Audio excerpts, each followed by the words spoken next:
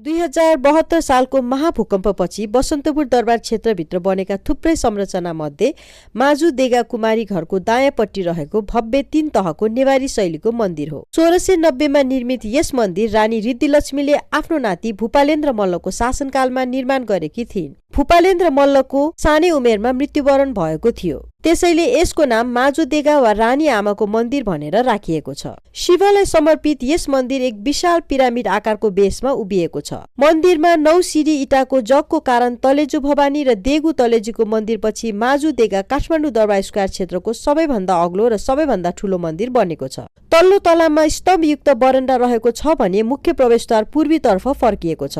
अग्ला आधुनिक भवनहरू निर्माण हुनुभन्दा पहिले काठमाडौँ शहरको दृश्य अवलोकन गर्न काठमाडौँवासी यही मन्दिरको 9 सिडी उक्लिन्थे। मन्दिरको अगाडि शिखर शैलीमा निर्मित सानो सेतो मन्दिर पनि रहेको छ। मन्दिरको आधार स्तरको पवित्र स्थानमा एउटा ठूलो शिवलिङ्ग रहेको छ। मन्दिरको वरपर 20 स्तम्भहरू मध्ये धेरै जसो भूकम्पपछि पुनर्स्थापना गरिएका स्तम्भहरू छन्। 1970 को दशकमा यो मन्दिर विदेशी आगन्तुकहरूको लागि लोकप्रिय भेला हुने ठाउँ थियो। विदेशीहरूले हिप्पी मन्दिर भनेर चिनिने यो मन्दिरको प्रसिद्धि 1971 मा रिलिज भएको भारतीय चलचित्र हरे रामा हरे कृष्ण फिल्मले अझ बढाएको थियो, जुन 1970 को दशकमा प्रवासी नेपालको लागु औषध दुर्व्यवसायी संस्कृति र पर्यटक वृद्धिसँगै देखा परेका गिरोहहरूलाई उजागर गरिएको थियो।